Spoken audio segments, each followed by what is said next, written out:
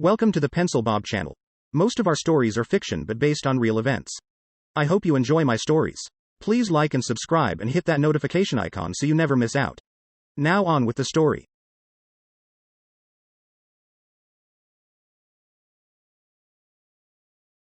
The afternoon sun blazed through the grimy windows of the crowded city bus, casting a warm glow on the passengers squeezed into their seats and standing in the aisles. Among them sat Karen, her arms crossed tightly over her chest as she glared at the people around her. Unbelievable, she muttered under her breath, eyeing the few vacant seats scattered throughout the bus. No one has any manners these days. As the bus jostled forward, Karen's frustration grew. With each sudden stop, she found herself stumbling into other passengers or gripping onto the overhead railing for dear life. Her irritation reached a boiling point when she spotted a young man sprawled out across two seats, his backpack taking up the space of a third. "Excuse me," Karen snapped, marching over to him. "Do you mind? Some of us would like to sit down." The young man glanced up, seemingly unfazed by her outburst. "Sorry, lady. No room." Karen's cheeks flushed with anger. "No room? You're practically taking up a whole row." Her words caught the attention of nearby passengers, who exchanged uneasy glances. Sensing the tension, a kind-hearted woman spoke up. "Ma'am, perhaps we can try to find a solution without causing a scene." However, Karen was beyond reason. With a sharp intake of breath, she launched into a tirade, accusing everyone within earshot of selfishness and rudeness. Her voice rose to a crescendo as she hurled insults left and right, her face contorted with fury. The bus fell into a stunned silence, punctuated only by Karen's increasingly shrill accusations. Passengers exchanged uncomfortable glances, unsure of how to defuse the situation. Sensing the escalating tension, the driver glanced into the rearview mirror, concern etched into his features. "All right, that's enough," he bellowed, his voice cutting through the air like a clap of thunder. "I won't tolerate this kind of behavior on my bus." Karen's eyes widened in disbelief as the driver pulled over to the side of the road, bringing the bus to a stop. With a determined stride, he made his way down the aisle, his gaze fixed on Karen. "Ma'am, I'm going to have to ask you to leave," he said firmly, his tone brooking no argument. For a moment, Karen was speechless, her anger giving way to shock. As the reality of the situation sank in, she felt a wave of embarrassment wash over her. Without a word, she gathered her belongings and shuffled off the bus, her head hung low. As the doors closed behind her, the bus resumed its journey, the passengers exchanging relieved glances. And though Karen's outburst had caused quite a commotion, it served as a reminder to everyone on board the importance of patience and respect in the close quarters of public transit.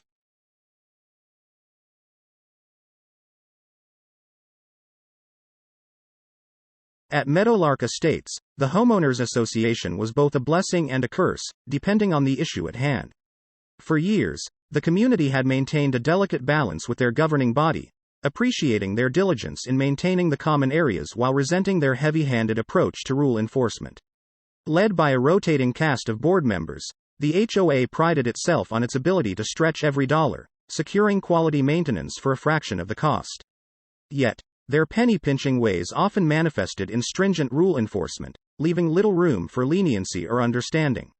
Over time, the residents had learned to wield their collective power, leveraging their votes to steer the HOA in a direction that aligned with their values. Past transgressions had been met with swift retribution at the ballot box, as ineffective board members were unceremoniously ousted in favor of new blood. Even with these checks and balances in place, no one could have anticipated the arrival of Karen. Karen, with her perfectly coiffed hair and saccharine smile, had moved into Meadowlark Estates 6 months ago. Initially, she had charmed her way into the good graces of her neighbors, ingratiating herself with the community until she had secured a coveted seat on the HOA board. It was then that the facade crumbled, revealing the true extent of Karen's power-hungry nature. With a gavel in hand and a gleam in her eye, she embarked on a reign of terror, wielding her newfound authority like a weapon against her fellow residents. No one was safe from Karen's wrath. She prowled the streets of Meadowlark Estates like a vigilante, doling out fines and reprimands with reckless abandon. Her grievances knew no bounds, from unkempt lawns to misplaced trash cans, and she made sure to deliver each citation with a healthy dose of condescension. It was her treatment of her neighbors that truly crossed the line. Karen took pleasure in her role as the community's self-appointed enforcer, showing up uninvited on doorsteps to deliver her brand of justice. Her demands were unreasonable, her tone was abrasive, and her sense of entitlement was unmatched. As tensions reached a boiling point, the residents of Meadowlark Estates knew that something had to be done. They had weathered their fair share of HOA drama in the past, but Karen was a force to be reckoned with. In a hastily convened meeting of concerned homeowners, plans were set in motion to rid their community of Karen once and for all. With the knowledge that they held the power in numbers, they devised a strategy to oust her from her position of authority and restore peace to their neighborhood. Armed with petitions and resolve, they descended upon the next HOA meeting, ready to enact change. And when the time came, they spoke with one voice, demanding Karen's removal from the board and calling for an immediate election to fill her vacancy. In the end, their efforts were successful.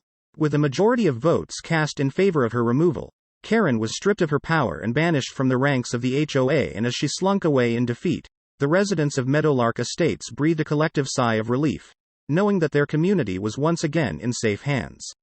For in the battle between the HOA and its residents, it was the power of unity that emerged victorious. And though they knew that challenges lay ahead, they faced the future with renewed confidence, secure in the knowledge that they had the strength to overcome whatever obstacles came their way.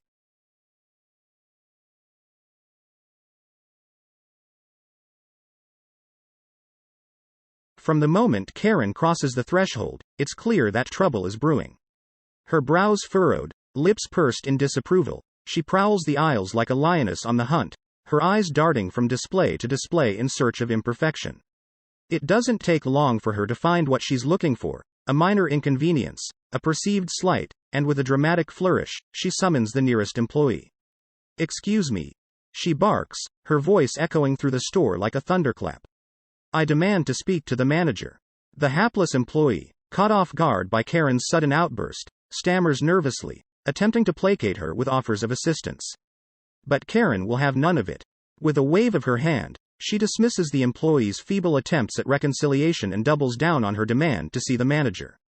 Moments later, the manager arrives on the scene, a look of weary resignation etched upon his face.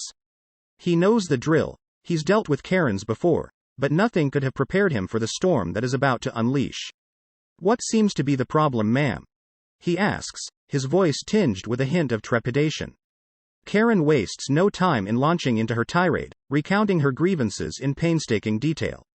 The staff, she insists, are rude and incompetent, the service abysmal, the selection lacking. With each word, her voice rises in pitch and intensity, until it reaches a crescendo of indignation that threatens to shatter the very foundations of the store. But the manager remains unfazed. He listens patiently, nodding along as Karen vents her frustrations, but when she reaches the climax of her diatribe, he holds up a hand to silence her. "I'm sorry, ma'am, but I'm afraid there's nothing I can do," he says, his tone calm but firm.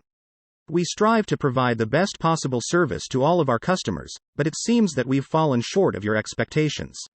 I apologize for any inconvenience this may have caused you, but I'm afraid that boycotting the store and leaving negative reviews online will not change the situation."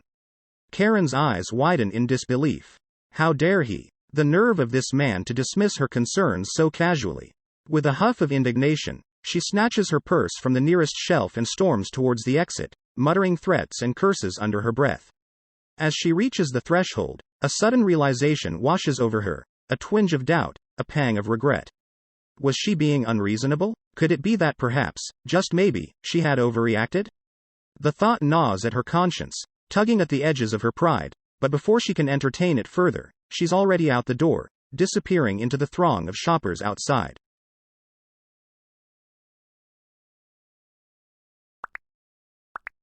I would like to thank you for watching the video to the end. To encourage us to make more videos, please like, subscribe, comment, as well as share. Check out this other video if you haven't already.